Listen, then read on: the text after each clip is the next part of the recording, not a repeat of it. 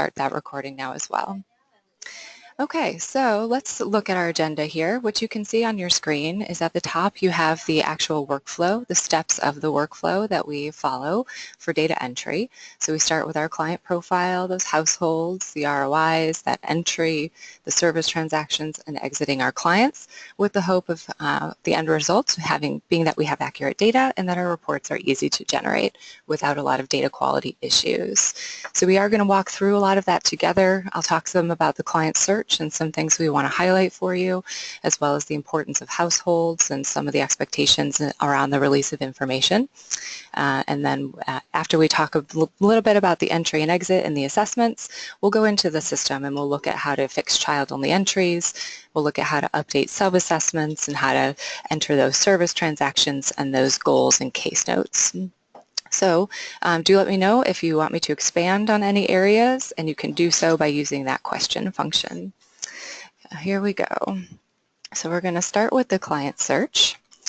And what we want you to know is that the goal here is that you want to find your client in the system if they have a record, and you want to avoid creating duplicates. The tip that we would share is that you want to approach this client search as if your client already has a record.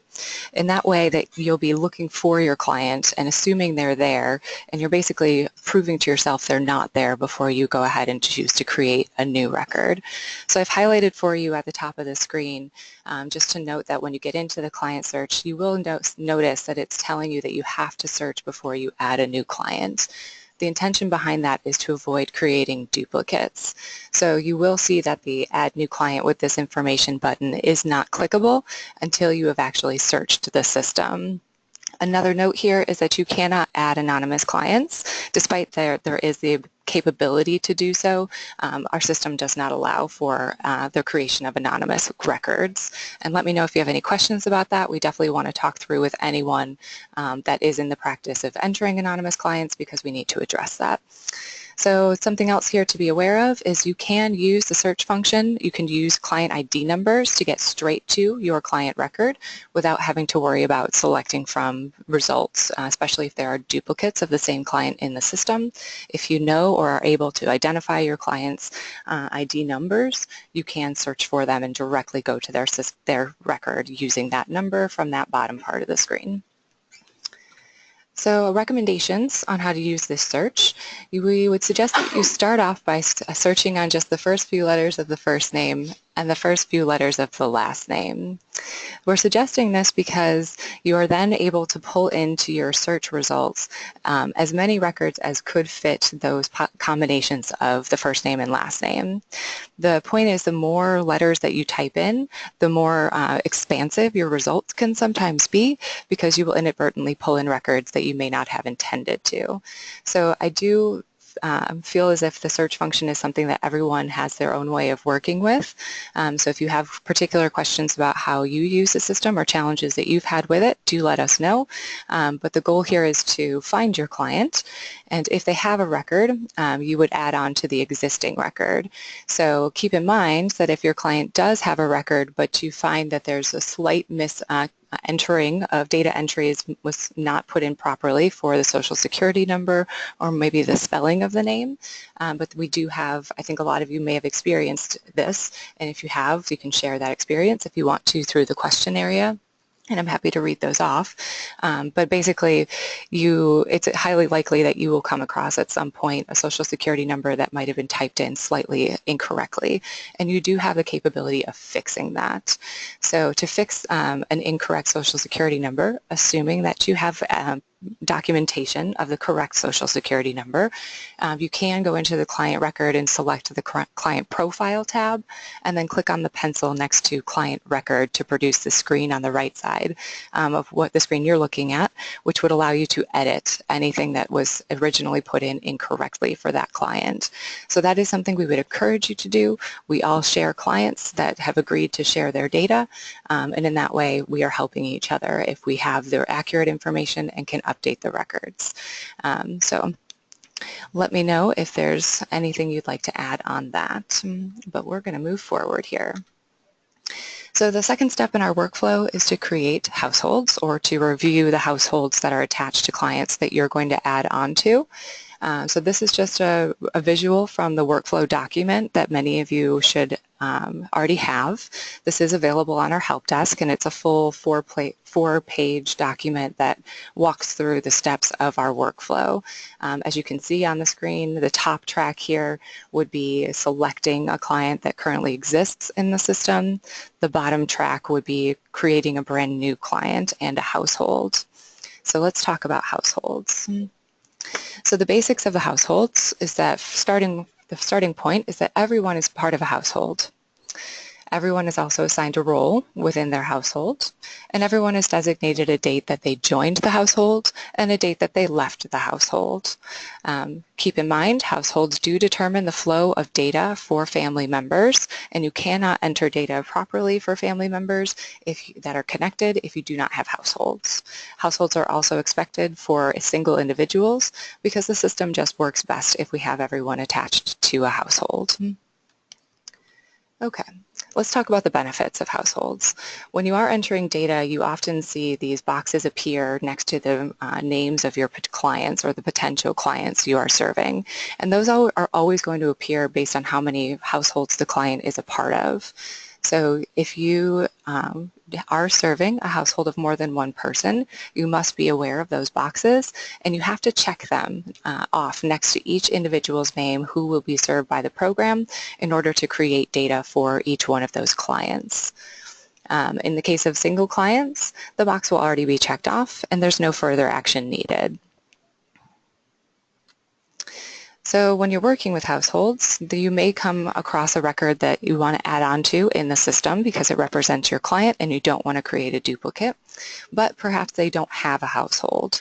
The other scenario is that perhaps you create a client in the system, but you forgot to create the household. Both of those are things that you can fix, and you can fix them by going to the Household tab for your client and clicking on Start New Household, and that will walk you through the steps of identifying the household type, as well as any additional members that need to be pulled into that household to connect to that client. So when you are working with households, you have two different ways of getting into the actual managing of the household or editing of the household. If you do have the option to touch your households from the Summary tab, but you can also get to them through the Households tab. When you are looking at a household through the Summary tab, you will see a pencil. That would be the way you would get into the screen that would allow you to edit or manage the household. From the Households tab itself, you would click on Manage Household, and that would get you to the same screen. So as with a lot of data systems, our system does have multiple ways to accomplish the same end goal. This would be one of those examples. So when you are working with a household and you want to add a new member to the household, you can do that by first clicking on that Manage Household button. And this is the window, some examples of what the window looks like when it opens up. There is an Add Household Members button that you would start by clicking on, and from there you would see the screen at the bottom that allows you to expand that little option with the blue arrow next to it at the bottom of your screen that says Add Clients to the Household. So again, you would be in the Households tab, clicking on Manage Household.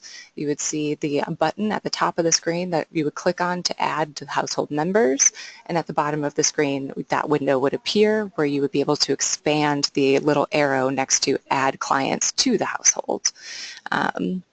So with that, you do have to search for the next household member first. It would be the same as any search function. So you would search for the individual and then add a new client if they are not currently in the system. This is just also a note here for you that we never delete household members or households, and we never do that because you all share households. So if I serve a family and then a few years later someone else serves them again, if you delete household members that are not currently represented in the household you are serving, then you're deleting them from my from me as well, which means that I could have data entry issues in the future. So again, don't delete household members, don't delete households. But you have to know how to get to this part of the screen to add household members, but you also have the responsibility of knowing not to take away members from any households, because there is a way to remove them. This is just a note not to delete them, because there is the option to remove, and we're going to look at that next. And so here's that next example, how to remove someone from a household. So we saw this on the last screen as well, and again, you would be in that Manage Households area, that window. Once you get there, you would see those red circles with the minus sign in them. That is your Remove button. So once you click on one of those buttons, in case one of these clients left the household, you would get the screen under number 2 on the right side. That would give you a date field that you would populate to say when this client left the household. And at the bottom of the screen, you would see then what it looks like once there's now 2 people in the household. And at the very bottom would be an area that's collapsed by that little arrow next to previous household members. And you would actually have a record of who was previously there and their dates that they joined and left that household.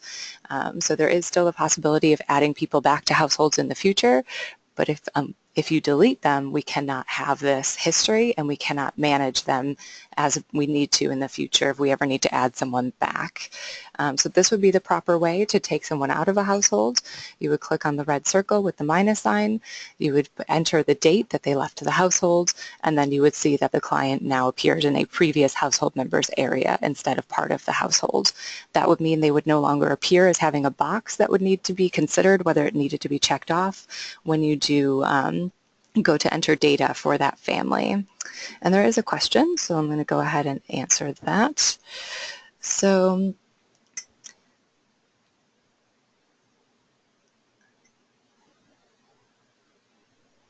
the question Peggy is asking is, when you're entering data for a child into a household, and it sounds like the question is about when the child leaves and comes back to the family, and whether you would track this movement 3 times or just the once, and you can let me know if I'm really interpreting what you're saying properly here. But basically the idea is if they are gone, if they are permanently gone, you definitely would want to remove them from the household. But there are potential scenarios where you don't necessarily want to remove them from the household. If they're only going to go stay for a short time with another relative and then come back, if mom still has custody and she still plans to have this child as part of her household, maybe when she gets permanent housing, if she's in shelter, then that might be a case-by-case question to ask yourself of where is this child really going. If they're 18 and they're leaving and going off on their own, that might be an appropriate point to say that they're no longer a part of this household and you could go through these steps. But we are actually going to talk next about how you would handle it if you're not serving all of the household members, because you can choose to just not check off the box. If you are creating an entry and there is a child represented in the household that you are not serving, you can just not check off the box, and that will mean the data is not created for them. But if you go through this step of removing them from the household, you won't even have the option to check off the box because they won't appear, but there will be the history maintained of when they were a part of the household. Let me know if you have a follow-up question to that one, Peggy. But there's a second question here for Stephen. Okay, so creating the exit. So the next question is about when a spouse or another adult leaves the household, how do you complete the exit data, such as income and so forth. And we can definitely talk about that when we're looking at entries, but basically, in terms of income, that would be person by person. So if it's a spouse or another adult, if that adult has income, then you would just update it in terms of that particular individual's, any changes that occurred from the time they entered to exited, if you know of any. If nothing changed, you would exit the client with the same information that was true about them for the whole time they were enrolled. So we can definitely touch on that again, and Stephen, ask that question again if it's not clear when we start talking about the entries and the exits. And those are all the questions, and great. We're going to move into our next slide here to keep talking about some ways you can work with households. So when a client has multiple households, here's an example. If I'm only serving Ginger Bear in this case, but Ginger Bear was a part of a two-parent family previously, and maybe now she's getting services as a single adult. If she's the only one I'm serving, I only check off her box and I ignore the other two boxes. That would be one of the ways I can manage this. And so it does look like there's actually a hand raised, and I'm going to see who that is. And it looks like there's a couple of you that have your hand raised. I'm actually not going to take anyone off mute right now, so if you do have a question, do go ahead and put it in through the question function, and I'm more than happy to answer it. But we're not going to take anyone off mute today, just because we have a lot of you on the webinar. Okay. So I'm going to keep moving forward, but again, you would focus on the clients you are serving and ignore the rest. Okay, so we're going to talk about the ROI for a moment here. So the ROI really represents the recording of the client's consent that they offered when you walked through with them the client consent form for data sharing. The client consent form for data sharing is available on the help desk, which is I have a link to it at the end of this presentation. And I will send you all this PowerPoint presentation, by the way. I couldn't upload it into the webinar because I think it might be too big, but I can send it to you through email. So again, the release of information step in the workflow is representing that you have had the conversation with the client and they have signed the client consent form for data sharing. This is a consent form for them to share their primary identifying information, but it is not a consent form to enter their data into HMIS.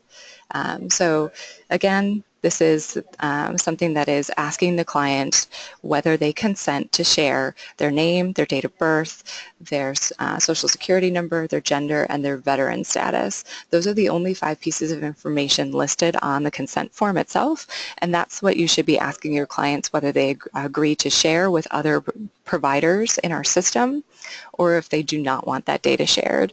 If they don't want that data shared, we should be locking their records down, and you should be recording the consent, the level of consent in HMIS through the ROI. So we will look at that in the system as well, and you can let me know if you have questions.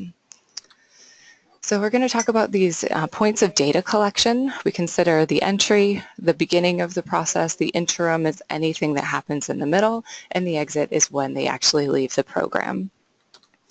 So what you are doing with these assessments is you are creating a timeline from the entry to the exit.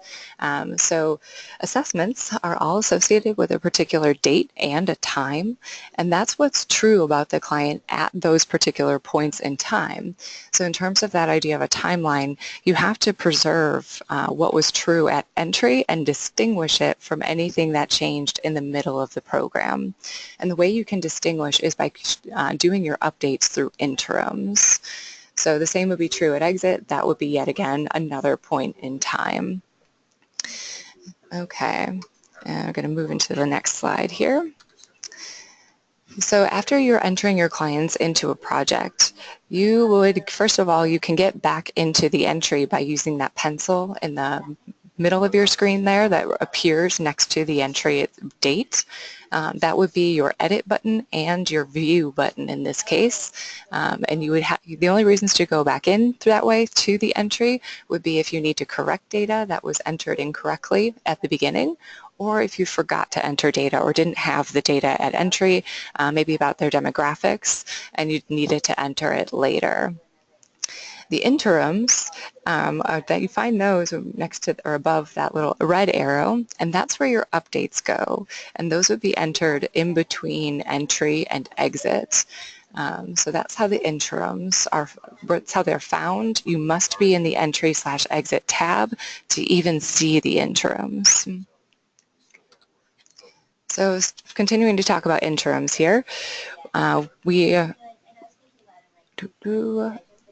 You do see what on the top of the screen here that there are 2 interim reviews attached to this record that I have on the screen.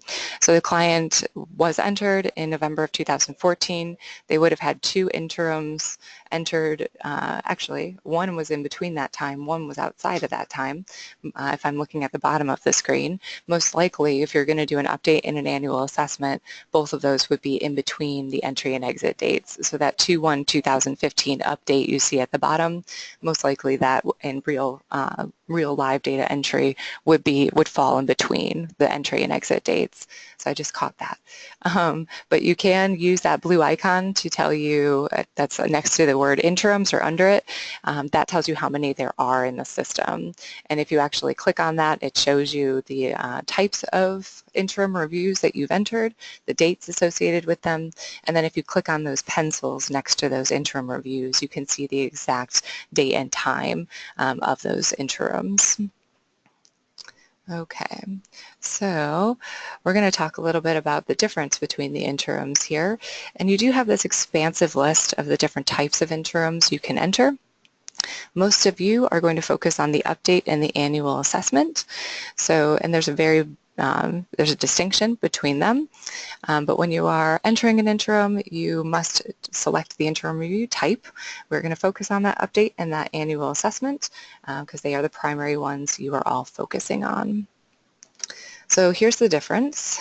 The difference is that an update is considered the data elements that represent information that is collected at multiple points during project enrollment in order to track changes over time. However, the annual assessment is a specialized subset of the update, and it must be recorded no more than 30 days before or 30 days after the anniversary of your client's project entry date. So for HUD-funded projects, this was mandatory for all of our systems to have available. It has been available for a while now, and hopefully a lot of you that are doing permanent housing are already in the practice of tracking these annual assessments as they are coming up as being due and doing your annual assessments within that 30-day window. This is the time when everyone should be getting in the practice of managing this and entering this data so that we are all prepared for system changes in the future where this stuff will become more important. Let me know as any questions come up on that as well. So what you would focus on when you are doing an update or an annual assessment are housing status. That would be a change of when the client becomes stably housed or whatever change might occur. Domestic violence status is actually only going to be available through the update. It will not be available in an annual assessment, but you can track changes in a client's domestic violence status while they are enrolled using interim reviews of an update type. But in all of the, or both of the different interim review types, you can update your client's monthly income, their non-cash benefits, their health insurance, and their disabilities. And that's the information that we want to track the changes for over time. So your client's entering your program with a certain income. A couple months later, if something changes, you can do an interim review to adjust the income to show that change, and so on and so forth for as long as they are enrolled in the program. And there is a question here for Annette. So the question is whether the annual income goes into assessment or update since we collect this information several times during the year. So I'm going to first note that I don't know that you're talking about this, Annette, but if you happen to be asking about the assessments tab, you would never touch the assessments tab, which is the tab that's all the way to the right of the client in the client's record.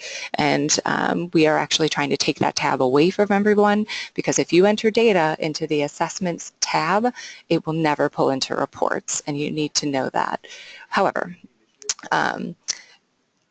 and I'm glad Annette just clarified. She's talking about the annual assessment, which I assumed you were, but I had to say it. No assessments tab.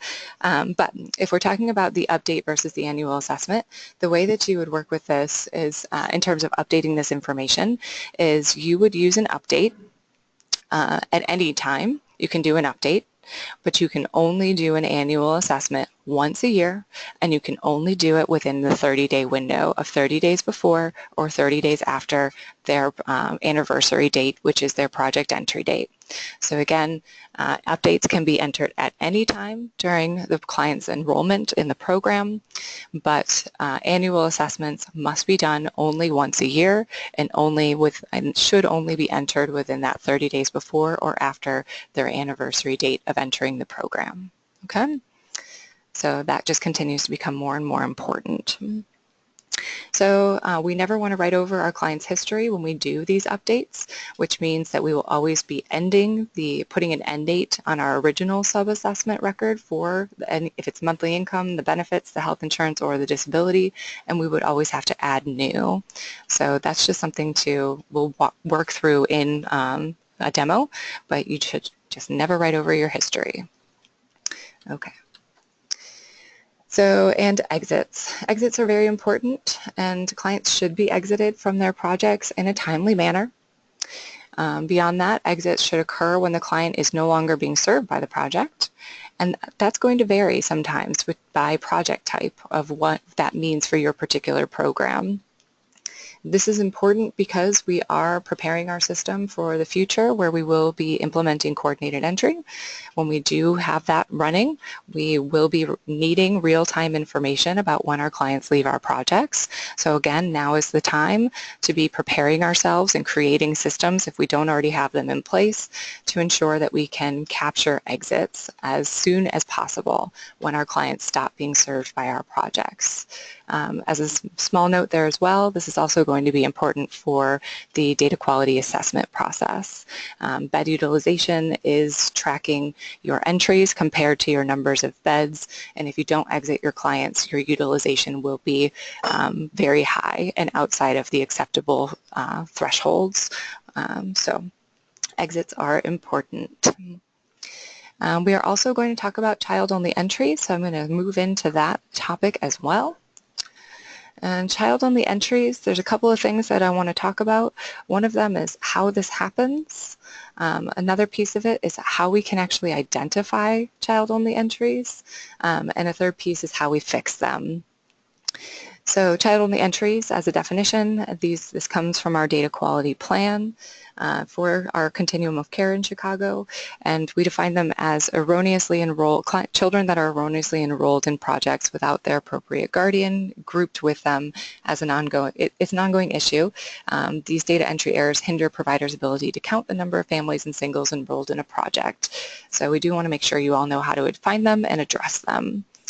And first we are going to talk about how this happens. So there are three main scenarios of how we create erroneous child-only entries, and I'm emphasizing erroneous because there are some of our projects in our system that do serve children, and those are valid child-only entries, meaning it's a project that serves children under the age of 18. So this is specific to those that are erroneously creating child-only entries, and in those cases one of the scenarios would be that the individual entries were created in each individual's record, as opposed to using the buttons next to each individual's name to pull each one into the entry, and we'll look at that. But again, that scenario is that you go to each individual household member's record and create an entry, as opposed to creating them all at one time together. The second scenario would be when we don't exit our children and we leave them enrolled in the project, but we exit the adult or the head of household. So that again goes back to not checking off boxes, and if you are doing the exit and you forget to check off a box for a child, that means you are not exiting that child from the program and you are creating a child-only entry. The third scenario is if there's no date of birth. If there's no date of birth entered, they will show up in our list of child-only entries for our data quality report specifically, and that one is a pretty straightforward fix. So let's talk about how we can identify these. So identifying them first and foremost, a lot of you should already be aware that the child-only entries are available by running the data quality report, which your ATAs can run from our advanced reporting tool at any time. That is not something that can only be done quarterly. You can request that your ATA run your data quality report as often as you'd like to see it, because that will definitely help you identify your child-only entries. But you can also identify child-only entries by reviewing the client's record in Service Point itself. And I have a little visual at the bottom here to show you something you may or may not have noticed, which from the Entry Exit tab of a client record, you can see all the way to the far right of that record that there is a client count. And if you click on the little magnifying glass with the circle over it, that will show you who is actually connected to that entry. So in this case, we see that there are 3 individuals connected to the entry, and in this example, that's accurate, but in general, if you see one person listed there and it's a child, that is telling you that you have a child-only entry. And there's a question for Maria. She's asking, what is an ATA? An ATA is your agency technical administrator. Every agency in our system that uses our system is expected to have someone identified that is considered your agency technical administrator. If you don't know who that person is, we're the perfect people to ask. You can also ask your supervisors who that person is. For you, Maria, it is Diana Salazar. Cindy Rivera has also been identified, and Felicia Hinton. So you have a couple people to choose from, but I know that you've been working with Diana Salazar, so that's who you would connect with to run your reports. If anyone else has questions about who their ATAs are, you're welcome to put those questions in as well, and we can get you that information. But again, you should be able to ask internally from your supervisor as well who that individual is. In most cases, the ATA is the person that will be running your data quality reports. So at least on a quarterly basis, you should be getting those reports if you are someone that's being asked to fix data quality issues or child-only entries specifically.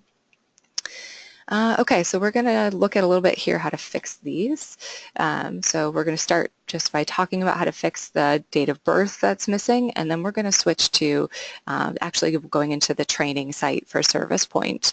And in the training site, we will walk through some of these examples together. So again, if you are missing a date of birth, that is something you would correct by editing your entry assessment and filling in the date of birth. And if that is not the issue, then we're going to walk through those now.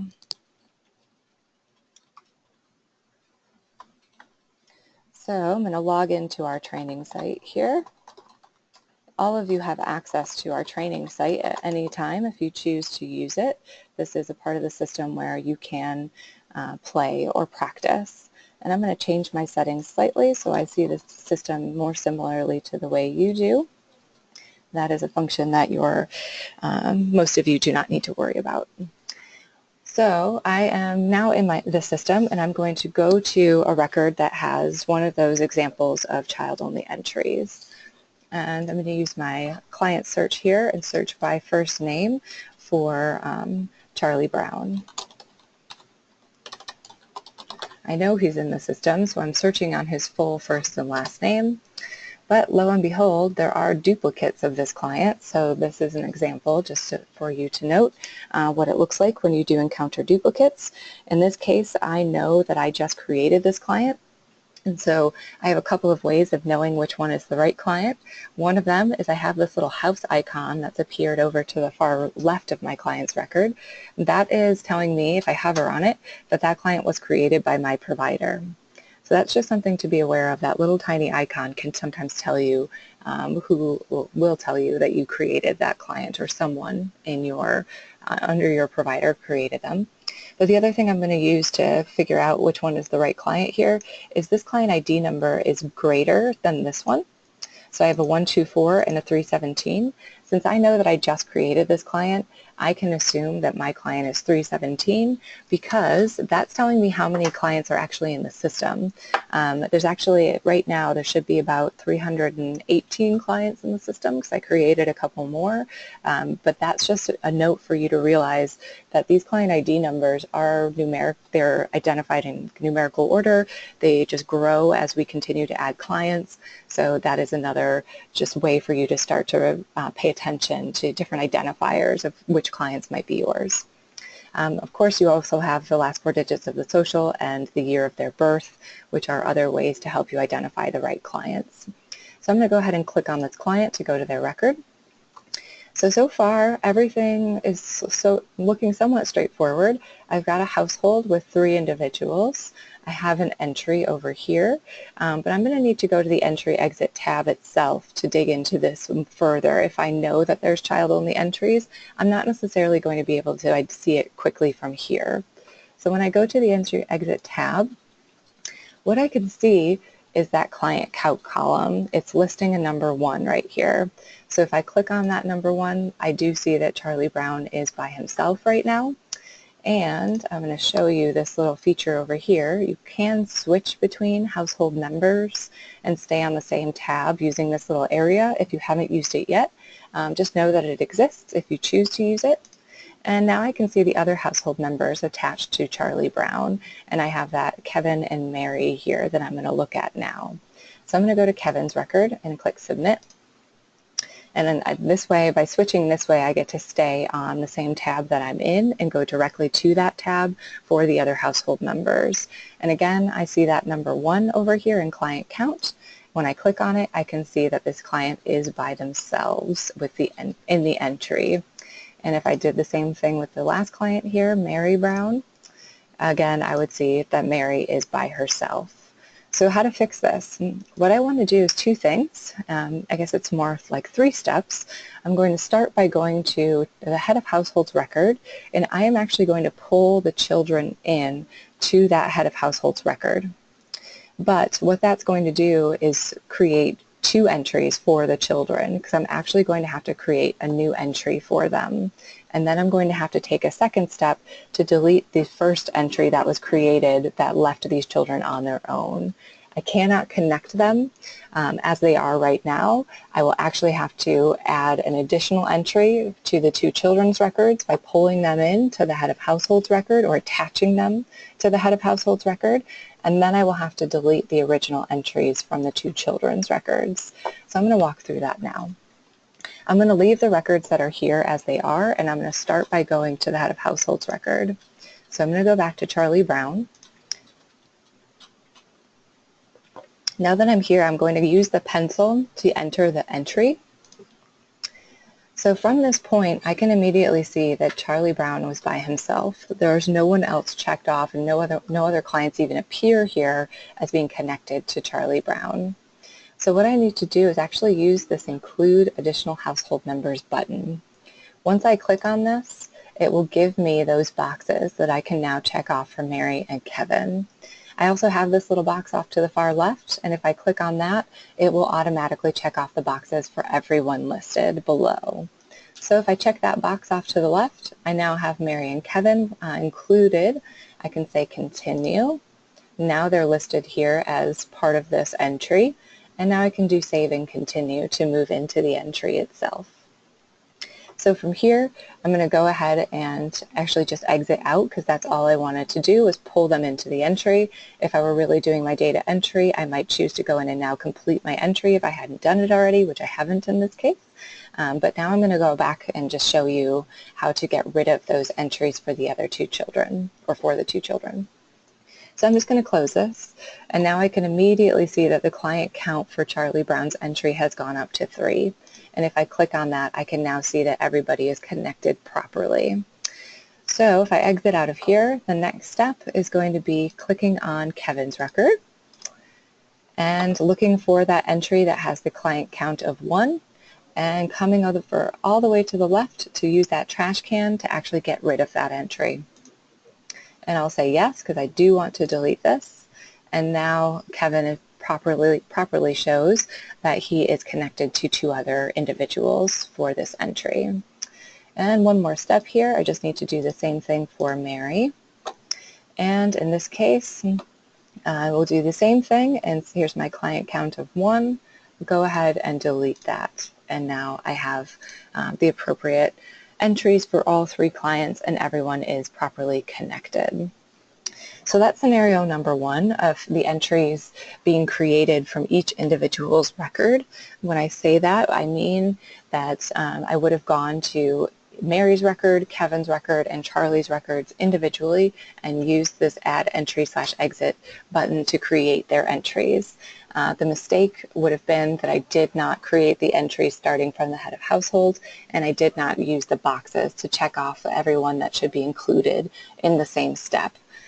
So that's scenario one. So I'm going to move to a different client's record now, and I'm going to use go back to client point to do so. I have the information listed still here from my first search, so I'll just clear that out.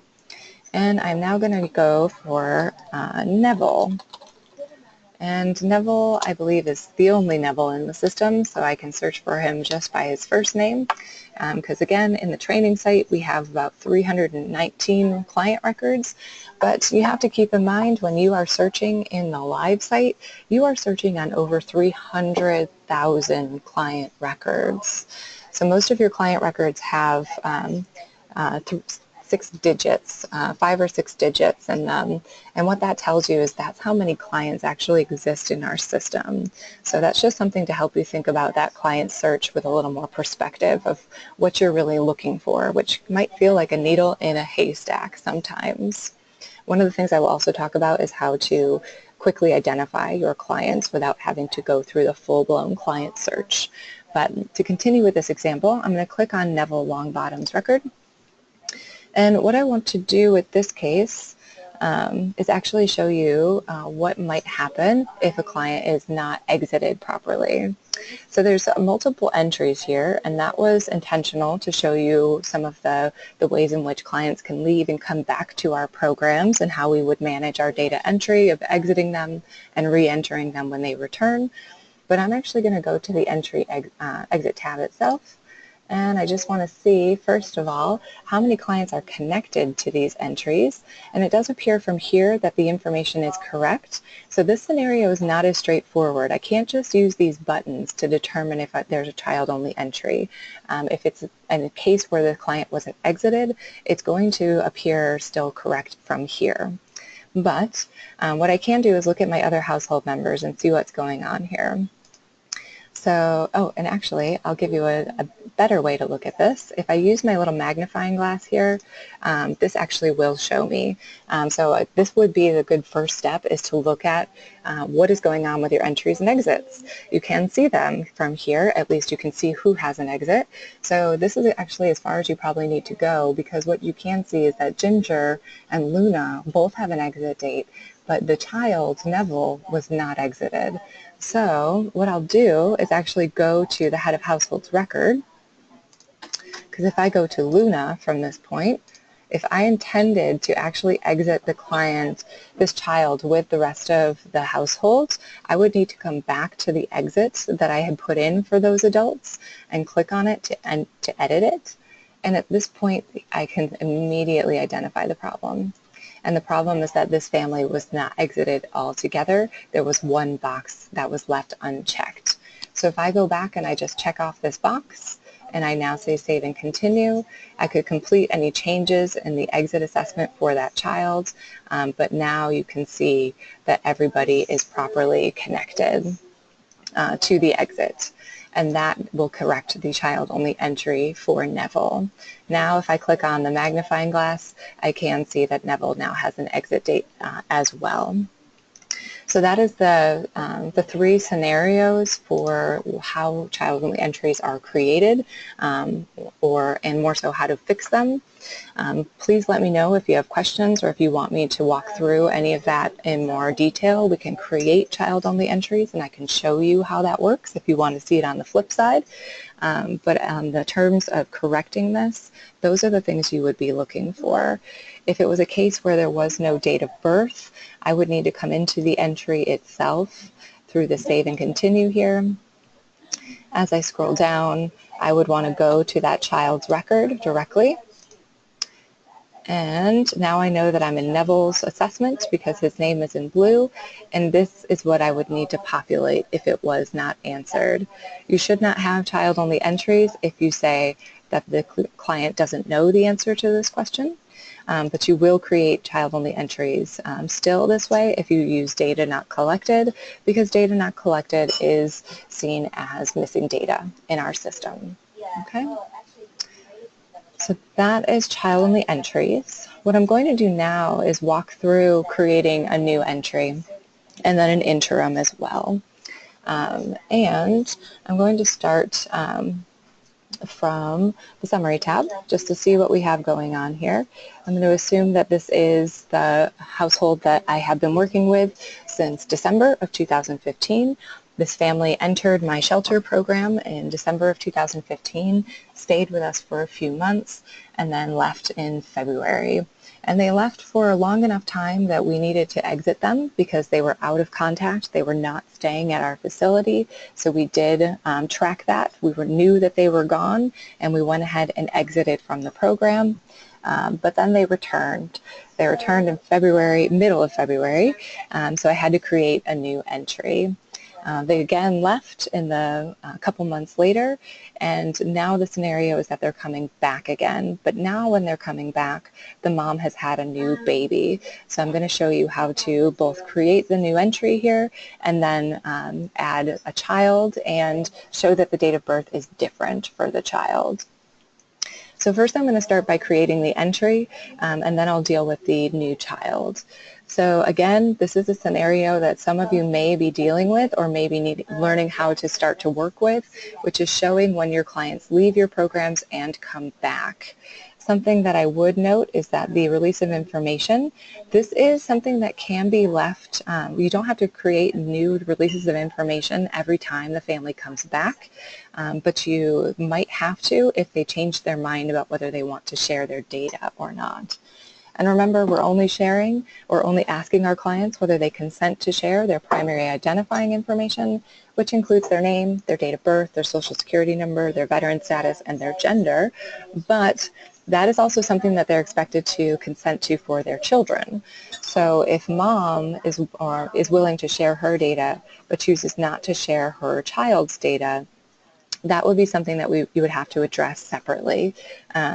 The same would be true of, or similarly, Ginger Bear being another head of household or a head of household's spouse or partner, meaning another adult. They would also be expected to have their own release of information form, or more so the client consent form. Everyone can be included in the release of information together if they all consent to having their data shared, but if one of them does not consent and others do consent, you would have to go to the individual records to create the appropriate level of permission so that it's clear who is willing to share their data and who should not be sharing their data. As a secondary note, anyone that has not consented to sharing their data must have a red lock up here in this right corner of their record. This is what actually indicates whether a record is open or closed. If someone does not consent to share their data or revokes their permission, this must be turned to a red lock to ensure that it is properly in line with their level of consent. Well, please let me know if you have questions about that. We definitely want to make sure everyone is clear on how to deal with the release of information and the appropriate locking of the client records. And we are always available to help you with that as you go. So I'm going to start by creating a new entry to reflect that this family, after having left on April 1st of 2016, they did come back. And I'll use this button here to reflect who came back. And I'm going to go ahead and I'm going to have to search here. Most of you will not, or none of you will have to do this search. You'll just see a drop down here for the provider. But since I am set up a little differently, I'm going to do my search and select the shelter that I'm entering this family into. And I'm going to select HUD for the type. And I'm actually going to push this back to the beginning of the month, just so I have a little time to work with here. So I'm going to go ahead and click Save and Continue. I have the ability to adjust the time that they entered, but I'm choosing not to. That's fine for me to have it as this time because it will be right now. And now that I've created the entry, I would start walking through the assessments. I would first do the assessment for the head of household. I would click Save at the bottom of the screen and then come back up to click on Ginger's record and then separately Neville's to complete their entries as well. The relationship to head of household question here should align with the relationships that were established in the household itself. So if Luna is the head of this household, I would want to use that here as well. And you can only have one head of household. You cannot have more than one head of household in our system, at least for the purposes of data entry. In reality, as many adults as want to be can be considered the head of the household, but in terms of service point data entry, we can only identify one person. Client location, I'm going to choose Chicago. If any of you have questions about what you should be choosing, feel free to ask. However, the majority of you will be choosing Chicago. Date of birth would be entered at this point. And I'm just entering fake data. I would want to say what type of date of birth this is and answer my race question and my ethnicity question, as well as my gender question. I did have a few people put in questions when they registered about domestic violence, so I'll touch on this for a moment. Domestic violence, there are two conditional questions here that are reliant or dependent upon how this question is answered. So in the event that you say yes, that your client is a victim or survivor of domestic violence, you would be expected to then answer the two subsequent questions here of when that episode last occurred and whether they are currently fleeing. So if your client does not identify as being a victim or survivor of domestic violence, you would say no to this question and you would leave these as select and not answer them at all. Okay? These additional veterans questions that you see in our assessment, these are here and we are asking you to fill them out. We are not requiring you to fill these out. Again, these would only be answered if the client has identified as a U.S. military veteran. But if your client is not a veteran, you do not answer them. Secondarily, if you do not have these questions on your assessments, you could choose to add them and start collecting this information so you can answer the questions. But if you did not ask the client these questions, you would not answer them in the system. Okay, so you would only answer these two veterans questions if you actually ask the questions of your client. And these are asking about whether your client did serve in active military service, and they're asking about the character of that client's discharge. Please let me know if you have questions about those, but just as a little bit of extra information, those are added to our assessment for the purposes of us informing the work of the Veterans Initiative. So again, ask your questions if you have them. Otherwise, you can let us know later if you have questions. And for Andrew, I see that your question just came in here. So the question is a great question, actually. It's about domestic violence, and for a child of a domestic violence household, should you answer that question on their assessment as well? That would be a no. You can actually answer that just for the head of the household. That is sufficient in that case. There's no need to answer that for the children as well. Okay, so as we move down here, we're looking at housing status, current residence, living situation, length of stay, and previous place. What you want to do with this question is think about where your client stayed the night before they came to your program and what their housing situation was at that time. So this series of questions is something that has to kind of work for those that are housing their client on the day that they assess them, meaning that you're providing shelter or you're providing housing to them, and the first day that you enter them in the program is when you actually provide housing. So you would have to interpret this question as where did they sleep last night to answer these properly. These questions are also here to be used for those that actually are serving their clients while they continue to reside in housing that is not provided by the program. So that could be homeless prevention or rapid rehousing, where a client is living elsewhere, but you are working with them to either continue to stabilize them and keep them housed, or to work with them on obtaining housing in the future, but you will enter them before that happens. This is also used for street outreach projects where the client is sleeping somewhere in the community, and maybe they're living on the streets, maybe they're in shelter, but this would be reflective of where they were sleeping last night and where they are staying while they're being entered into the program. So just with that bit of background here, you can see that you do have your categories for homelessness, as well as your category of at-risk, stably housed, and your options for client doesn't know, client refused, or data not collected. Just as a segue there, client doesn't know means that you ask the question of the client and they don't know the answer. Client refused means you ask the question of the client and they refuse to answer. And data not collected, that means you never asked the question. That also shows up as missing data. So I'm going to go ahead and choose homeless, and at the very end of the PowerPoint presentation that I'll send you, I did provide you a link to the HUD Exchange website where there is a document that's I found that's a few years old, but it still is helpful to help break down the definition of homelessness and the criteria for different program model types. So that's something that you'll have as a resource when I send that to you. But do let me know if you have questions about how to think about housing status or homelessness, because this is certainly an area that we talk about a lot in some of our trainings. I'm going to go ahead and say that this client is homeless and that they were coming to my program from an emergency shelter setting. And notice in this list, by the way, that you do have place not meant for habitation. You do have the different options for rentals. Perhaps the client was in a rental situation and got evicted. They might go straight from a rental to shelter, and you can use rental by client, one of these options in those cases. You also have the staying with family or staying with friends, so those are definitely ones to be aware of. Safe haven in this list I'll mention as well, because safe haven, when you see it in our system, only applies to the program type of safe haven. This is not referring to the agency in the city of Chicago called a safe haven. So again, the program type safe haven, that is very specific, and we have a few of them in the city of Chicago, and they are programs that are designed for clients that are particularly hard to house. Those clients often have some coexisting disorders of perhaps some mental health disorder and substance abuse, or some combination similar to that. And this is in a very supportive setting where clients don't have to leave safe havens, but it's very specific. So that is something just to be aware of.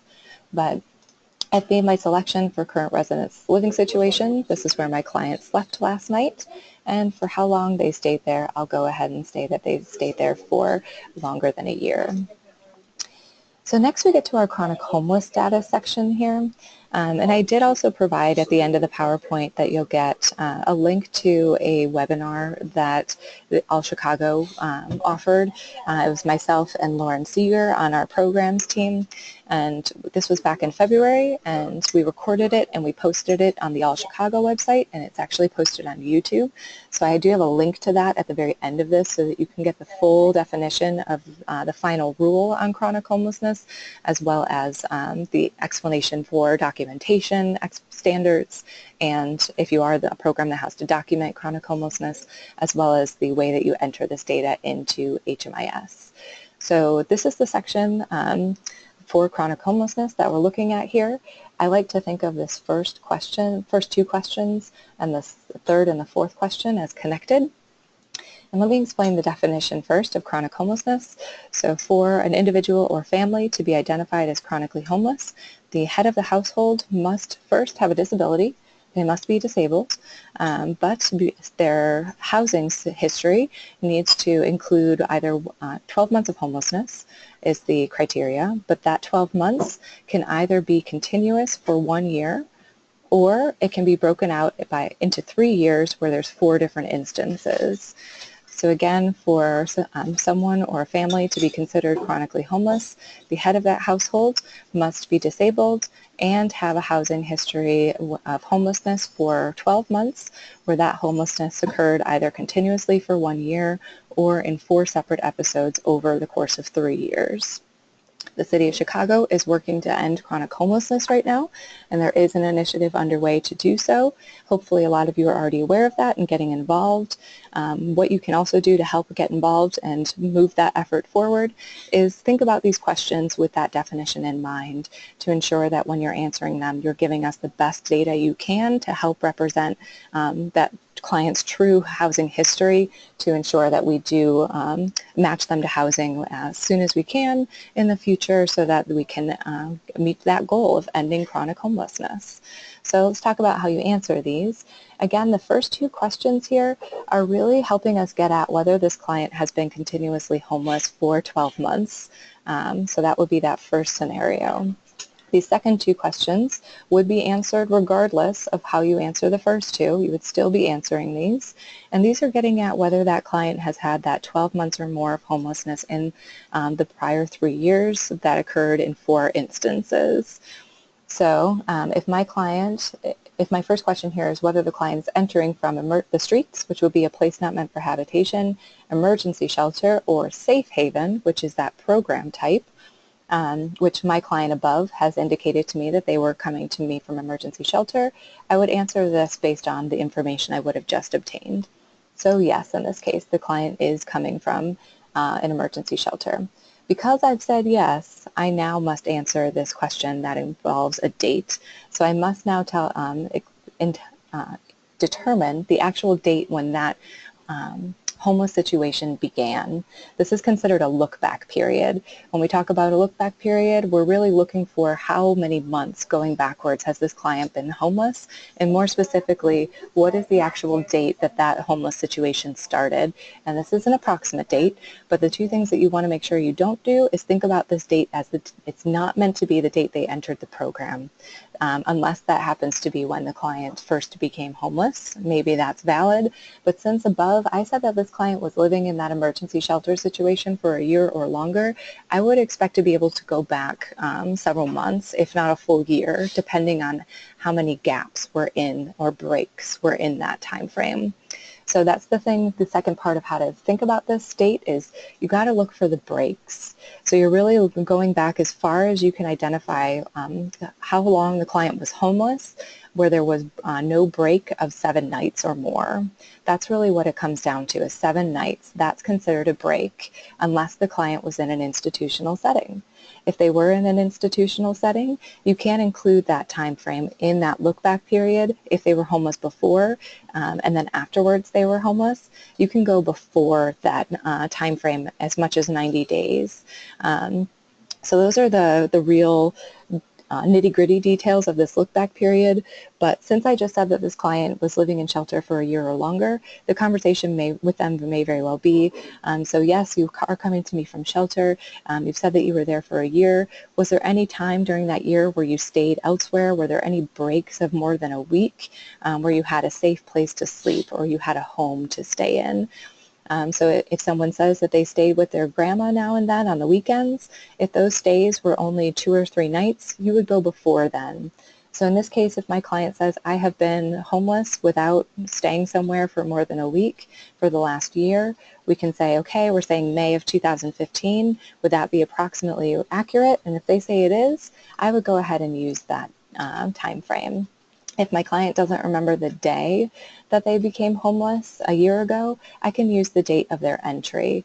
And I believe I made the date of this entry the 1st of May, so I'll do 05/01/2015 in that case. So now that I've established many months they've been homeless continuously, now I would want to ask them, in the past 3 years, how many times have you been homeless?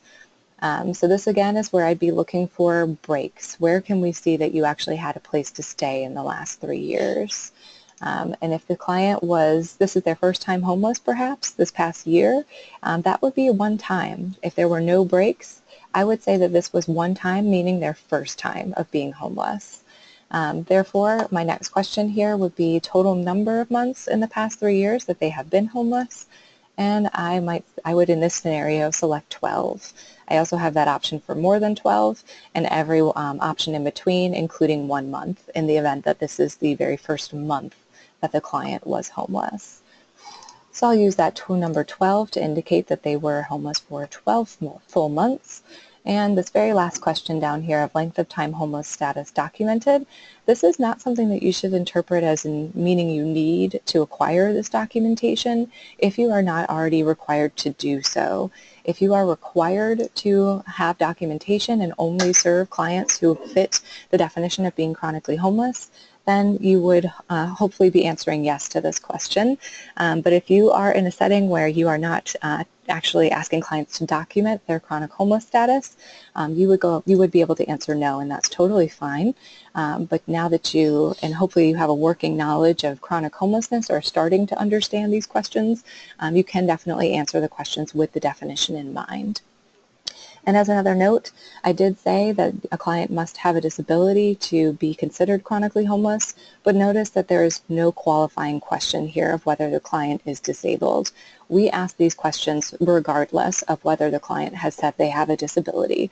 We answer them no matter what, basically.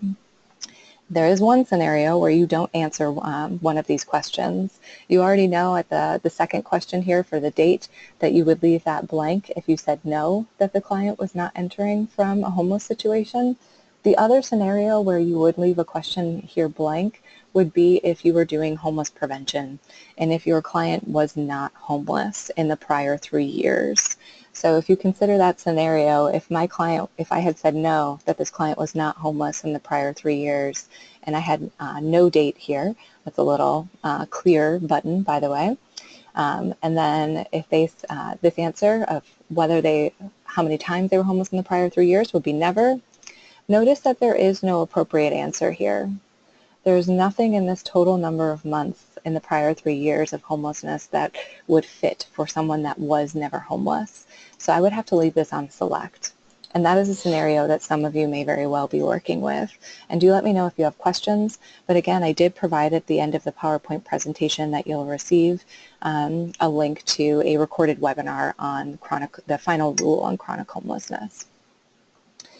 Okay, I'm going to move into our sub-assessments just to show you how to enter these from the beginning. I'm going to say that this client does have income, and in that case I would be expected to add. Since I've said they had income, I would want to indicate the amount of that income as well as the source of that income. And this is a very important question of whether the client is receiving that income source. And if I click on it, I get this little prompt here. That's the only reason that showed up. But I would want this to match if I said the client did have income, this is indicating that this is the specific income that they're receiving. So I would want to answer yes to this question.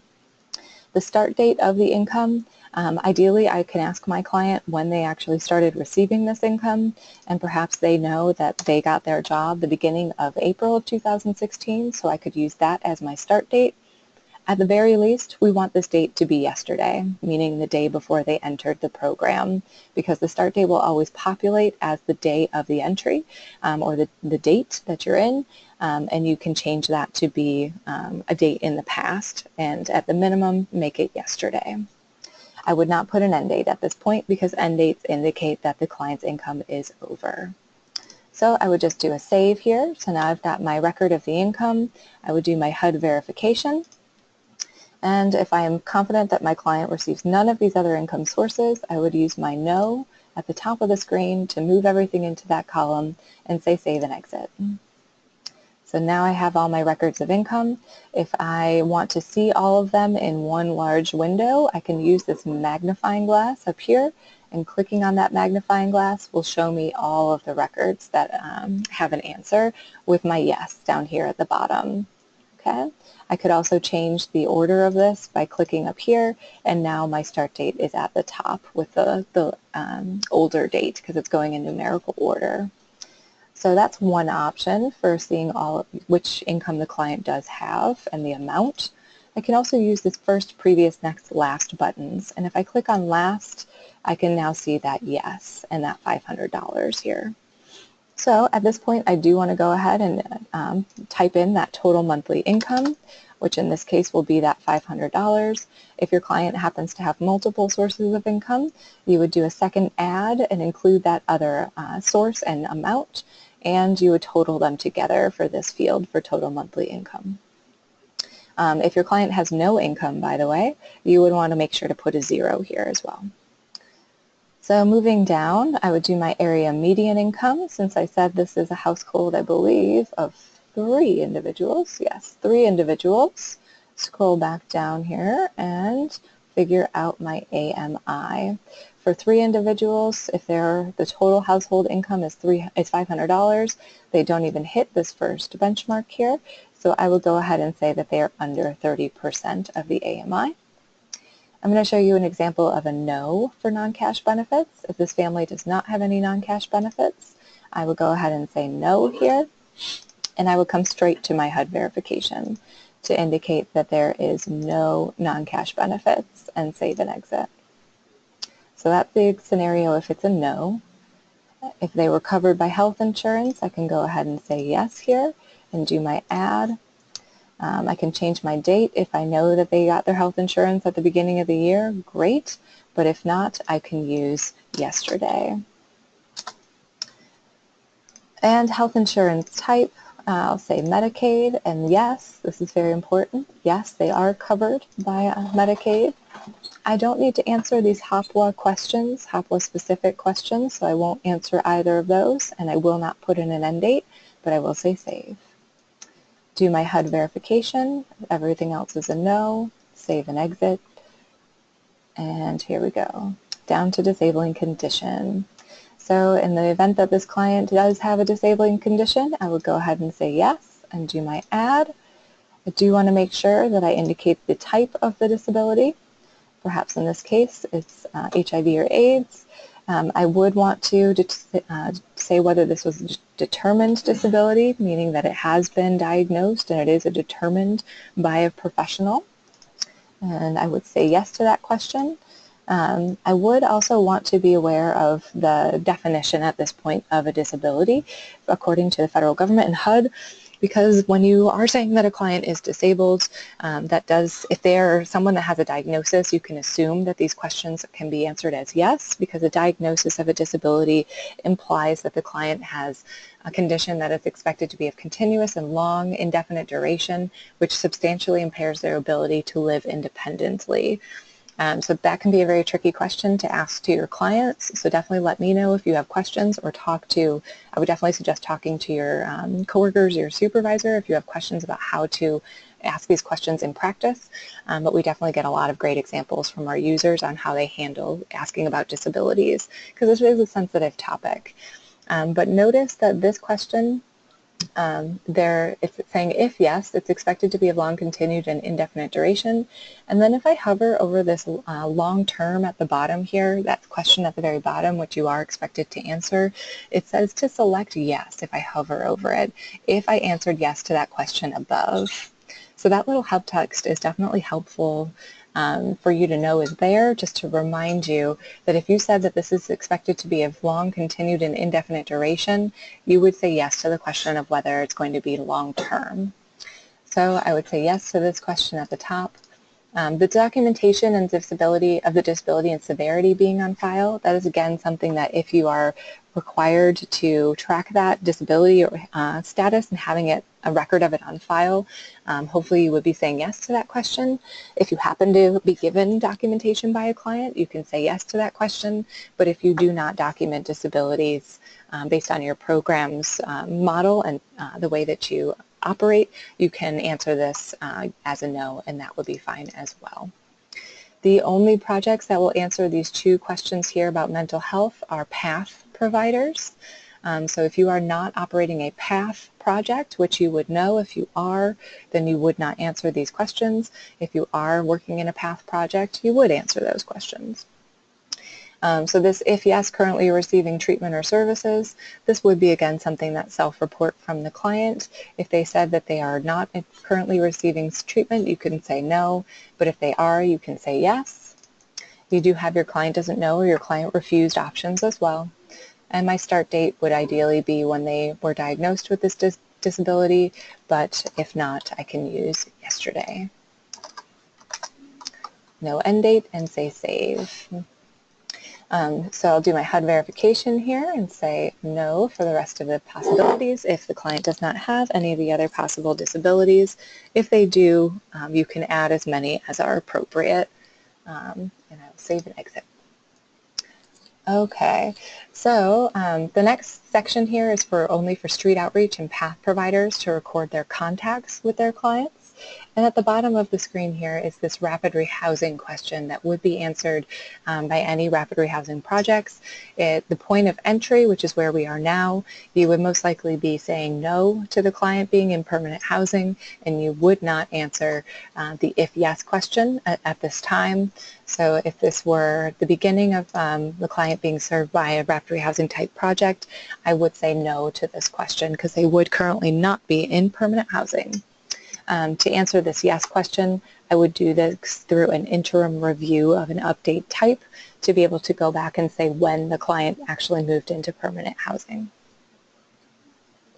So I am going to go ahead and say save at this point. And what we want to notice is what changes on our screen when we say save. Notice these green bars that appear, and these will be next to all of your client's questions in the assessments. Sometimes they'll be red, sometimes they'll be a brownish color. In this case, it is green, and it's green because it's new. When I hover over it, it's telling me how many days old it is, and it's 9 days old in this case. So that is a reflection of how old the piece of data is, or meaning how long ago was it put in the system. Red does not mean anything bad when it's right here. Red is not an issue. All that red means is that the data has been in the system longer. These are also links though, so if I click on this little green bar, this will show me the history attached to this question. So for data quality purposes, knowing about this history can be really helpful because there are cases where we can manage this history if there are two answers to a question that are in conflict. Let me know if you want to have a little more insight on how to work with that, but we'll see some more examples of that when we look at the interim. So just as a note as well, I would be expected to come back to the top of my screen at this point and now click on an additional household member to go in and complete their assessment. One thing that didn't happen in this case that would happen in real practice is that since this client was served by my program in the past, we saw those other entry dates where this is the newest entry of 3 entries. Since I'm in the training site, I didn't fully answer all of the assessment questions, but in reality what you'll find is that your initial answers will always pull forward into the assessment. So you may have some data to work with already, depending on how much you answered in the beginning. But since this is blank, I would be going through the assessment and answering this for my client. For right now, I'm choosing not to answer these, and I'm going to exit this entry assessment. To exit, I'll do my save and exit at the bottom. And notice this encouraged answer alert. This is something that if you read this question, you'll know which button to click on, but I know even myself it can be frustrating at this point because if I keep saying yes, assuming that the question is asking if I want to move forward, I'm not going to be able to leave the assessment. So the encouraged answer alerts are not preventing you from leaving the assessment. They don't force you to answer the questions. All they are asking you is whether you want to answer them now. So if I do that one more time, and this time I say no, I do not want to answer these questions now, I can then leave the assessment. So I am now back in my, my client's record, and I can see that third entry. If anyone got confused because they saw an entry or an assessment down here on the summary tab, just note that if you do see an assessment that sits at the bottom or the second half of the assessment tab, that is there for reference and for informational purposes. Anyone participating in the Veterans Initiative will see, might see that assessment. So if you have questions, let us know, but you can ignore those if they are not meant for you or if they're not helpful. Okay, so I now have an entry for the date of 5/1/2016. If I go to my Entry Exit tab, I can see that I do have those 3 clients connected properly here, but I did say that I was going to include a new child in this household. So in that respect, I'm going to go over to my Households tab itself and add that new baby. And I'm going to say that that baby was born on the 9th of May. So to go to the Households tab here, I want to click on that Manage Household button, which we saw before. There's those remove in the event that someone leaves this household. I would be able to click on these red circles with the minus signs to remove them. But in this case, I actually want to add a new household member. So I'm going to go ahead and click on add/exit household member. So this is where I was saying you would never delete household members. If you ever have questions about that, please reach out to the help desk. But that is something that, again, everyone shares households. So if you delete anyone, you are affecting someone else's data potentially. So that is definitely something you wouldn't want to have happen to your data, so you wouldn't want to do it to anyone else either. But what I do want to do is look for this add clients to the household area, and I do have this little arrow that's pointed sideways, and if I click downwards, I can actually see the client search function that will allow me to search for and then add a new client. So if I look for, excuse me, let's go ahead and find the next client here. And I'm actually going to follow my own advice here and just search on the first few letters of the first name and the first few letters of the last name just to see what we find. Notice that I have a client search area. I have a selected clients area at the bottom, and we'll see what happens as soon as I hit search, because this is the same functionality as our typical client search, where I cannot add this client with this information without first searching. So I'll start by searching. And now I get a client results area. And so that's just something to notice the difference here. My goal is to get this new client into this selected clients area before I click continue. So since I could not find my client in the system, there were no matches, I'm going to come back to the top of the screen and complete typing in the first and last name, answer the name, data quality, social security number, data quality, and U.S. military veteran questions, and then I'll add this client. And name, data quality, I'll say this is a full name. I'm going to put in my fake social security number, but in the event that you don't know it because it's a new baby, you would say client doesn't know. If this information was not available for a newborn baby, you would just say client doesn't know, because they legitimately don't know the answer because they haven't obtained a social security card yet. U.S. military veteran would be a no in this case. And now I will go ahead and add this client with this information. The system will confirm that I know that I'm adding a client, and I would say OK. So there, I've got my client in my selected clients area, and I can say continue. Once I say continue, the system is directing me to the information tab, where I can determine the relationship of this client to the head of the household by selecting child. And if I said the child was born yesterday, I can say they joined the household yesterday. So now I can go ahead and say save and exit.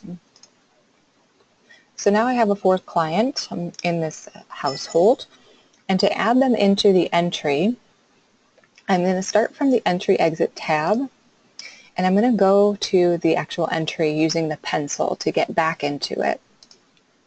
Once I get back into this screen, I now have to use this include additional household members button again to pull in that additional household member that I just created.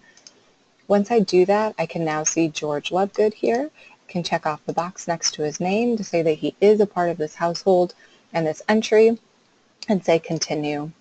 I now have George pulled into my entry, and I'll say save and continue. Notice that I did not change the entry date yet. Despite me knowing that this child was not even alive as of 5/1/2016, I did not change the end date or the entry date. And the reason I didn't do that at the last step was because if I had just changed it on the last screen, I would have changed all of these entry dates. I would have changed it for everyone in the program, and that was not what I wanted to do.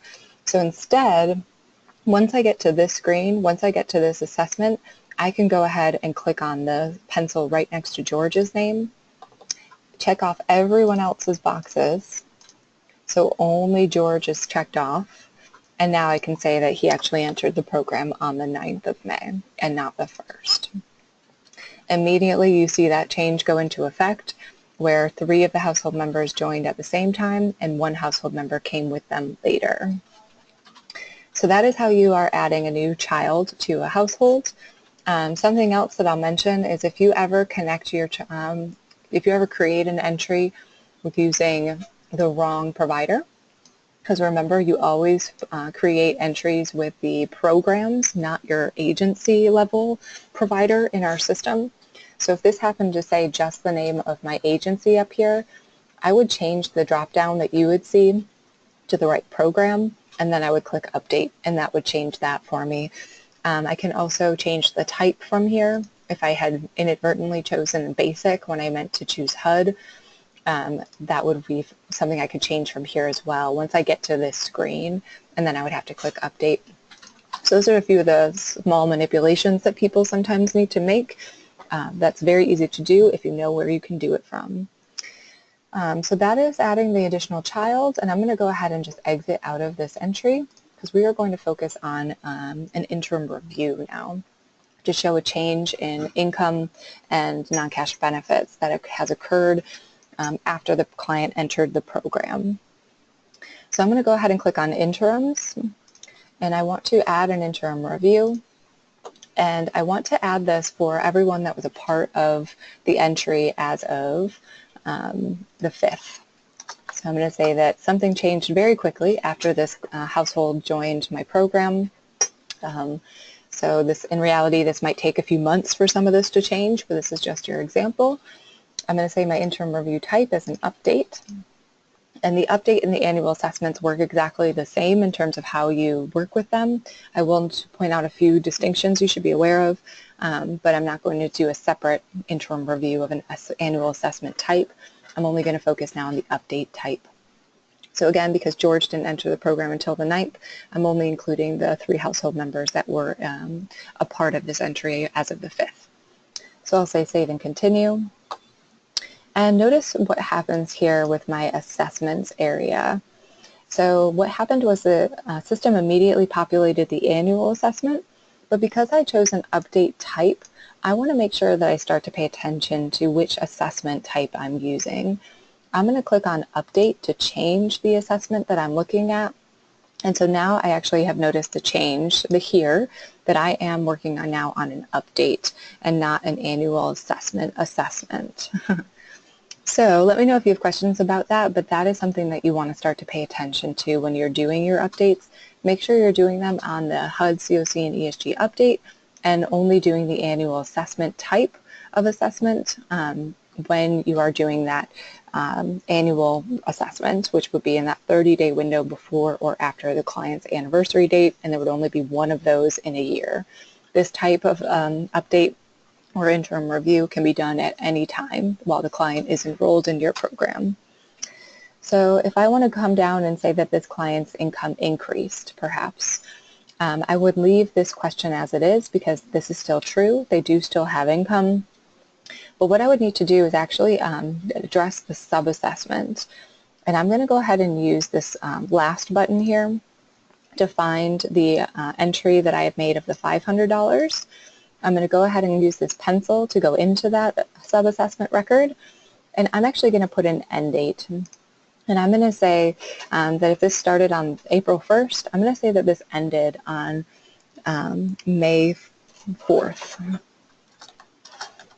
One of the other things that I want to make sure I do with sub-assessments is stagger my dates to ensure that I don't have something starting and ending on the same dates. So I wouldn't want to put in a sub-assessment with the new amount and have the old amount end on the same date because it will look like they could have both been active on that date. So stagger your dates and don't write over your history. Those are the big things to remember. So I've put in the end date for this amount, this $500. That is the only thing that I'm touching. I do not touch or adjust anything else.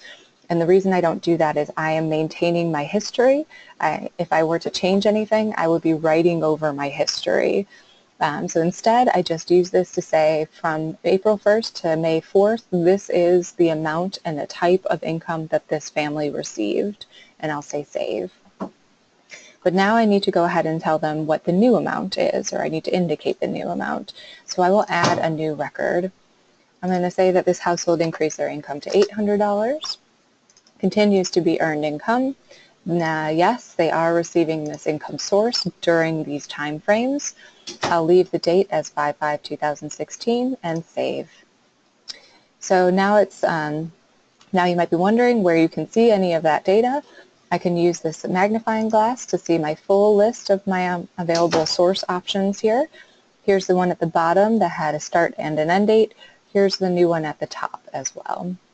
I could click on receiving income source if I wanted to filter. I can filter by these options at the top because they are clickable. And now I can see the 2 yeses at the top of the screen and all my no's beneath. I'm going to go ahead and exit out of here.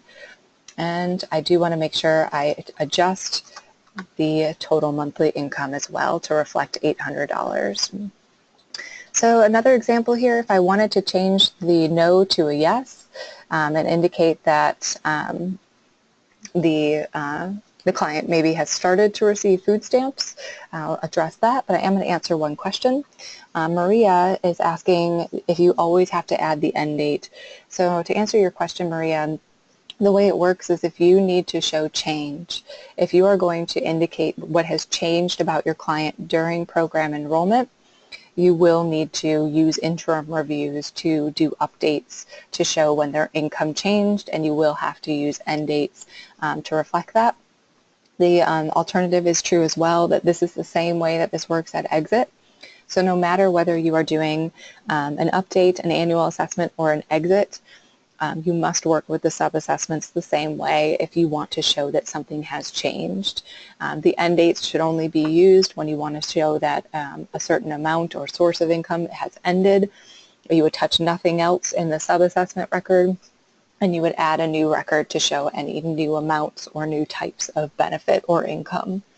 So let me know if you have any further questions on that, but for your case, Maria, I would assume that it would be if you knew that something had changed at exit and you actually wanted to reflect that change in the client's income, you would have to go into the original sub-assessment record, put in the end date, and add a new record to reflect the new income. You won't write over your history, and you will stagger your dates.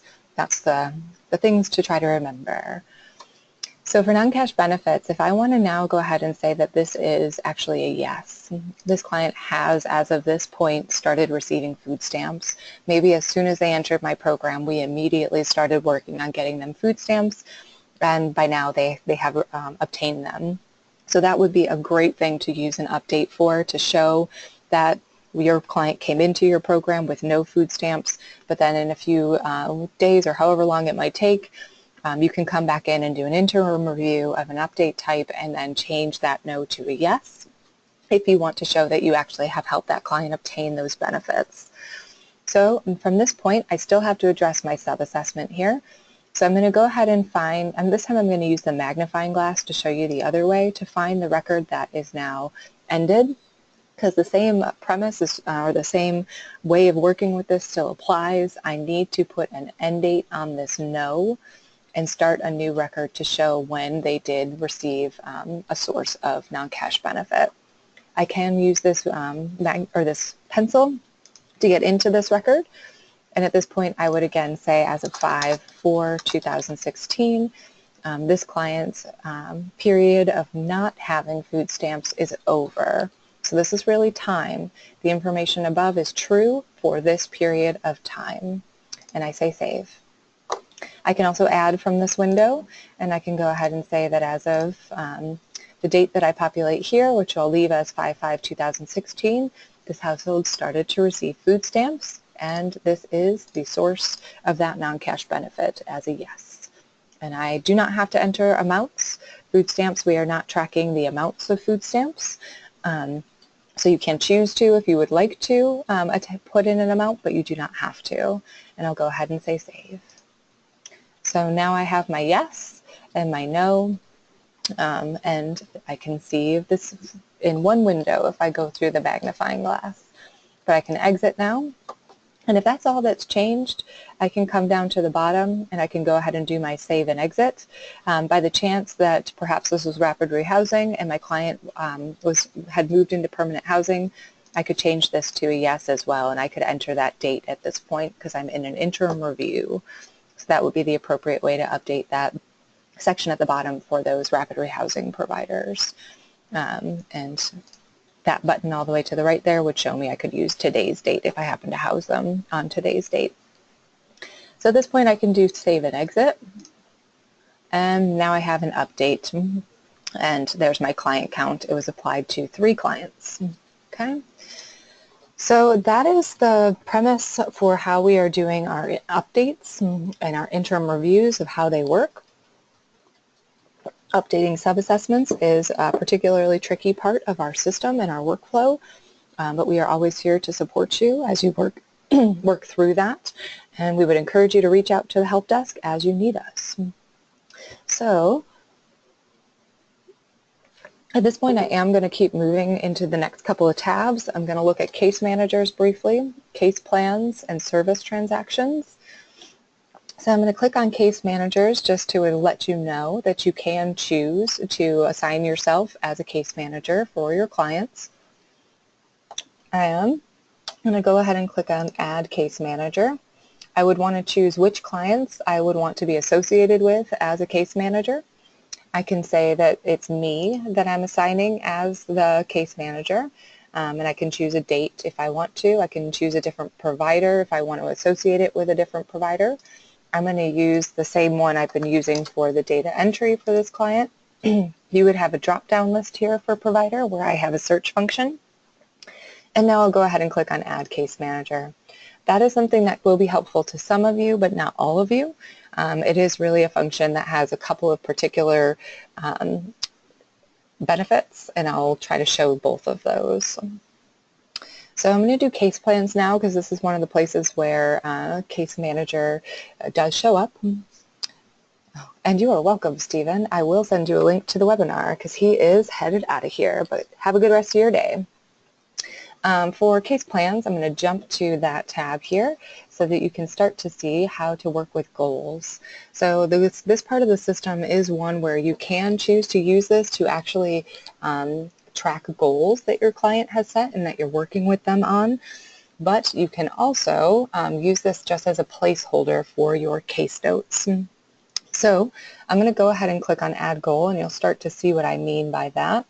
I'm going to continue to just work with the head of the household in this case, but I am going to attach this to the actual program that this household is associated with. Now is where you see that I have a case manager option because I did enter a case manager. I can choose a date to set the goal, but in the event that I want to use this just to track case notes, I can go ahead and make this a case management goal with a type of one-to-one session. The overall status is required, so I am focused on these required questions right now. And I'm going to bypass these 25 cities options and just say in progress if I want to use this for case notes. And then I would click on Add Goal. Notice I do have a case notes area here, but I could just do save and exit as well, so I could get to this screen where I can see that I have a notes icon. So this is the part of the system where you can track case notes very well, or at least easily. And you can click on the notes icon to add a case note and establish the case manager, the dates, and test notes. And then just to show you how this works, you can type as much as you need to. This expands as you type, so there's no limit that I am aware of, or no one has reached the limit that I've been told. So I will go ahead and say Save Case Note, and you can just see that note over here, and you can print as well using the date ranges as options for the start and end dates of the range of notes that you want to print. So that is the functionality of our notes, our case note function, which you find here. I'm also going to switch to service transactions to make sure you see how to add service transactions. I'm going to use add service. You would never need to add a need. The system automatically adds needs when you choose to add a service. So instead I'll click on add service. I do want to, again, focus on what's required of me, because service transactions, there's a lot of potential for what types of data you could enter, but you might choose to focus just on what's required if you are only trying to track or document that a service was provided to the client. Everyone can use these differently, so I'm just going to speak to how one way of doing this, and you can certainly ask us questions about other ways that you would like to use this functionality for your program. So in this case, I'm going to say that every client in the household benefited from this service. I will attach the service to the program. I want to make sure that I have this attached to a program offered by my agency. And you will have that drop-down menu here where I see a search function. And my start and end date actually just populated for me, but if you're, and which is a setting that we can turn on if anyone would like us to. I'm using this little remove to show you another possibility where you'd have no end date. It is helpful to put end dates sometimes on your service transactions so you don't have a bunch of open services in the system. So I am going to use this little button off to the right just to show you that you can populate the end date very quickly there, just so you don't have to ever come back and close out your services. You know they're all, if you want to use it this way, you can say that this was just a documentation of a service that was provided. I could choose one of the types that's available to me, and if you want to track more services than you have available in this type drop-down, you can let us know and we can help you populate those. But if I do a care case management example, I'll do save and continue. That expands my screen where I'll start to see some of those additional options that I might want to use, but I'm not going to focus on those unless you have questions. You can attach funds to the service if you need to track money. We would do that from here and here. But at the bottom of the screen, I have this need status that is required of me. And right now it's set to identified. But if I want to make sure that all of my data is clean and that I've indicated that I've provided these services and everything is just documentation, I would go ahead and say closed and met to ensure that it's clear that I have provided this service and this was just documentation of that.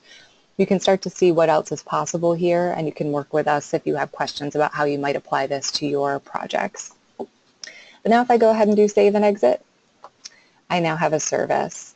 And if I come all the way over here to entire service history, I can see that the system created a need when I created this service. And now that need is closed and met by the service that I've provided. Okay? So that's just a brief overview of service transactions. Do reach out to us if you need more information. And I'm going to flip back here from the Service Transactions tab to the Client Information tab. One of the things that, and I'm left off here where I was, which is Case Plans. One of the things I do want to note is how you can exit one client without exiting all of your clients. So perhaps the other adult in this household, which was Ginger, she decided to leave shelter before the other two family members. Maybe she took the new baby and they went elsewhere, perhaps. I'm going to actually go into the exit from that client's record, so I can just exit one person. And I'm not going to take the baby with her because I used the baby's entry date of today. So we're just going to say that Ginger Bear left this household. To do so, I'm going to go to Ginger's record directly and submit so I can get to her record. I know I'm in her record because I see it right here that she's listed. And now I'm going to click on the exit. Once I do that, the only box that's checked off is Ginger's box. If I do not want to exit the rest of the household members, I would not check off the box next to anyone else's names. One of the things that could happen that might be unintentional here is you could do an exit for one household member from the head of the household's record, but then that head of household's box is always going to be checked off. So the thing you have to do if you want to exit one person is start from that person's record. Okay? So now I'll say the date that they left, and I'll just leave it as today's date of when they left the program, the reason for leaving. I'm going to bypass these 25 cities options and focus on what I have beneath here, starting with completed program. Notice that there's some options in here that are specific to different programs, like RISE, a Runaway and Homeless Youth Project. DFSS has an option in here, Rapid Rehousing. You have your unknown and disappeared. These can sometimes be things people have questions about, so do let us know if you have questions about what to use. I'm going to say completed program. For destination, we have a lot of options, but these options under destination are actually driven by the HMIS data standards, and this is a required question, so you must answer destination. And we do encourage you to try your best to get this information so you don't have to use no exit interview completed. When you do say no exit interview completed, that is also missing data. So to avoid that, you would want to think about how you can start to work with your clients to ensure that you know where they're leaving to go to when they leave your programs. But there are going to be cases where someone does just disappear on you, and you may end up having to use this no exit interview completed option in those cases. But hopefully you are finding ways to avoid that. You do have a distinction between permanent and temporary tenure for when someone's going to live with family or friends, and you do have an expanded variety of other options here as well. I'll go ahead and say that this client wants to go permanently live with family and save and continue. I would address anything that I needed to adjust in the assessment for this client, and since I did not go ahead and answer this before, it's blank, but that's okay. Just for the purposes of training, I'm going to go ahead and save and exit from here. But you would update any information in here the same way that you would for the way we did in the interim example.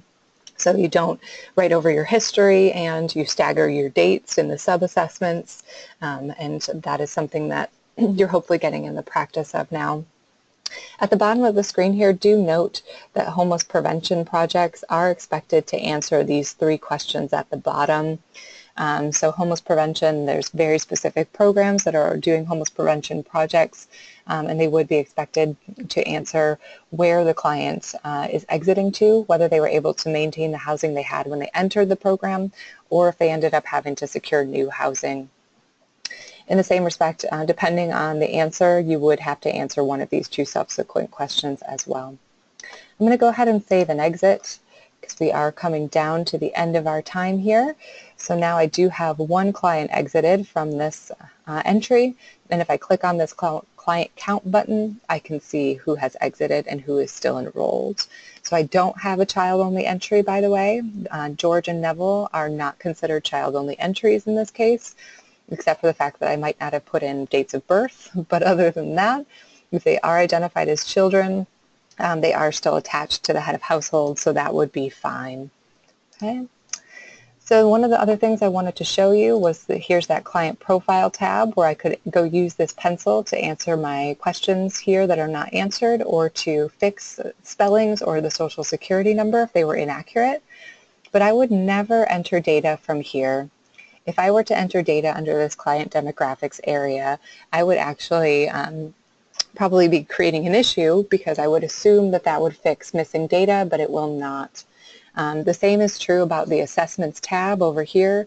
You never enter data from there because it does not pull into your reports, nor does this information. It does not pull into your reports. These questions are answered in the entry assessment, but you would come here to address these questions if you needed to adjust them. So that was everything in the client's record itself. I'm actually going to go back to my home key here because I want to talk about the counts reports for a couple of minutes. Counts reports are something that you can set up to customize your homepage dashboard, and they're little reports that you can have sitting on your dashboard, and they'll be populating every time you log in. So if I expand this little area down here, if I click on Remove All, now this is the button a lot of you will see if you don't have that counts report set up yet. So to set it up, you would just have to click on Add Counts Reports and then collapse this little area. To set the reports in these 4 quadrants, I use this pencil to get into the counts report. I have a tab that aligns with each one of those quadrants. I start by setting the report name. And my favorite report is clients with an entry but no exit. There's also a my clients with an entry but no exit. The difference is that this my clients option will only pull in those clients that I am assigned as a case manager for. This one will pull in all clients associated with the provider that I will set this up for. So let me show you an example here. I'll do clients with an entry but no exit. I'm going to change my dates here using the filter because I cannot click in these buttons for start and end dates. And I like to set this one to all dates personally so I can see all of the open entries. I never leave this on system-wide. I always change it to provider. You'll have a drop-down list of your providers here. I'm going to search for the one that I've been using of 883 and say OK. Now a number populates here. I can click on this number and I can see all the clients that are entered into the program with no exit, and I can use these buttons to actually link directly to their records. So again, these buttons are their ID numbers and they are links, and if I click on one of them, it takes me straight to the summary tab for that client. I still have the accounts report sitting over here, and I can use this little arrow to open it up again if I want to go to another client's record. Okay. I can download this report as well to Excel. I'm going to exit out of there and come back to home. I'm going to use the pencil again, and I'm going to go to the top right, because what I want to do in this tab is set up a My Clients report to show you the difference. If I set up just My Clients, there are no filters here, and this would actually just be a list of all the clients that I am assigned as a case manager for. Once I say OK, now I have a number that populates over here that would basically be my caseload. If I wanted to use the system that way, I could establish clients by making myself a case manager, and then I could set up a My Clients report to actually have a way to get back to, I guess is a better way to think of it. I can get back to all of these clients now without going to my search function and perhaps dealing with duplicates. So because these clients are associated with their unique ID number, all I have to do is click on this number and it will take me directly to the record. So if I do know my client's ID number, which is always listed up here next to their name, I can also go to Client Point, clear out these results at the top here, and I can use this client ID field to type in that number, and once I click submit, I would also go straight to that client's record. So those are a few other handy tips to be aware of. Something else to note is the last viewed. This is a record of all the client records that I've touched while I have been logged into the system. So I can move around between client records by clicking on the different options listed here. I also have favorites though. If I choose to favorite clients, which there's no one favorited right now, but if I click on this yellow star on the upper right corner, what happens is this client is now one of my favorites. And that means that I could also have a link from right here to get to that client's record. If I click on it, again, it just takes me to the client record. If I need to remove someone from my favorites, because I can only see a few of them here, I think it's no more than 10, I can edit. I can change the order if I have multiple clients here, or I can remove them to say that they're no longer one of my favorites and they're gone, just as far as managing this list. The other thing I can do is take myself off of the case manager assignment, and to do that with a case manager record, I would go back to the client's record, and I'll quickly do that for you to show you. I come back to Luna, I would click on case managers, I would edit this record, and I can put in an end date to say that I am no longer her case manager, and after that date she would come off of that list of my clients. So for the accounts reports, you have 2 more fields here. You could have all of these set up with clients with an entry but no exit if you wanted 4 different projects at the same time. But the only thing for you to note is that you'll have to remember, or you'll have to go into the pencil to remember which project it's set up to pull data in for. There's also some handy ones in here with clients with recent exits. I do like this one as well. And I do like My Clients with an entry, so you can break up your caseload between you and your coworkers. Those are the ones that I would recommend the most highly. Others you can let us know if you have questions about, but some of the others are less helpful, or maybe just not as appropriate for the types of data you enter into the system. So I'm going to cancel out of here, and I think we're good with the the training site, I'm going to pull up this PowerPoint presentation again, and I'll go ahead and show you the resources page so that you can see the links that I did provide in the PowerPoint itself. We do have a link at the top of the screen here to the HMIS Help Desk. That's where you can find the client consent forms and the workflow, and it is linked into our help desk as well. But you can also email us. In the next slide here, we'll show you the email address you can send any emails to reach out to the help desk and create tickets that we would respond to. Things like locking yourself out of the system or questions about updating sub-assessments would be good things to email us about. I also provided you a link here to the HMIS data standards if you ever have questions or are curious of where all of the data comes from or the questions come from and the options in our assessments. Primarily the HMIS data standards inform what questions are populated into our entry assessments and our interims, annual assessment, and exit assessments. And you can review the definitions behind them if you choose to there. You also have that chronic homelessness webinar that was recorded by All Chicago in February, which is available on YouTube. So please do feel free to watch that. I can also send you the slides from that webinar. I couldn't link them here. I actually have to send them as an attachment. And at the bottom there is a handy document that you can find on the HUD Exchange. There's a lot of different resources on the HUD Exchange around documenting homelessness and so forth. This one is just a definition and eligibility for supportive housing programs, shelter plus care, emergency solutions, grants type projects. So that might be one to take a look at just to refresh your memory or give yourself a resource to draw on later. And I do appreciate your time. This has been a great 2 hours to spend with you all, and I hope you got some information that was helpful. I am available as a resource with the help desk for you to reach out to in the future. I'm a team of, we're a team of 4, so it is myself and Kim Schmidt that a lot of you may interact with most. A lot of you may also know some of our data analysts. So we are all available through the help desk to work through issues with you, and that email address of hmis@allchicago.org is the place that you would send any questions that you have or any issues you'd like to report, and we can work with you to through email primarily.